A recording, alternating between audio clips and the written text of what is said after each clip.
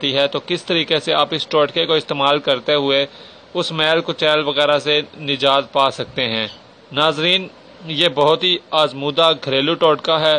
بہت ہی بہترین ٹوٹکا ہے۔ اس ٹوٹکے کے استعمال سے نہ صرف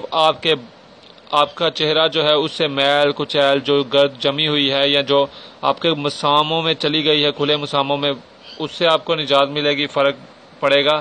بلکہ اس کے علاوہ ناظرین اس ٹوٹکے کے استعمال سے آپ کے چہرے کے مسام جو ہیں انہیں بھی آہستہ آہستہ یہ بند کر دے گا، اور اس سے آپ کو فائدہ یہ ہوگا کہ آپ اپنی عمر سے کم نظر آئیں گے۔ اس ٹوٹکے کو پہلی دفعہ سے ہی استعمال سے آپ کو واضح فرق نظر آئے گا۔ اس کے علاوہ چونکہ اس میں جو اجزاء ہیں وہ 2 اجزاء استعمال ہوتے ہیں، سب سے پہلا جو جز ہے وہ ہے گارلک۔ ناظرین، گارلک کا آپ جانتے ہیں کہ گارلک اینٹی بیکٹیریل ہے،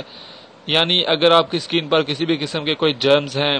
جیسے کہ کچھ جرمز ہوتے ہیں جو سکن پر پمپلز وغیرہ جن کی وجہ سے نکل آتے ہیں، تو اگر آپ اس سے پیسٹ کو استعمال کریں گے، اس میں چونکہ گارلک یعنی لہسن ہے، تو اس کے استعمال سے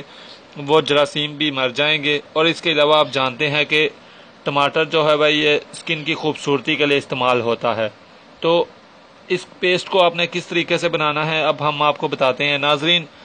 سب سے پہلے تو آپ نے 2-3 کلوز جو ہیں وہ آپ گارلک کی لے لیں، گارلک کی 2-3 کلوز لیں، انہیں چھیل لیں، یہ چھلکا وغیرہ ان کا اتار لیں،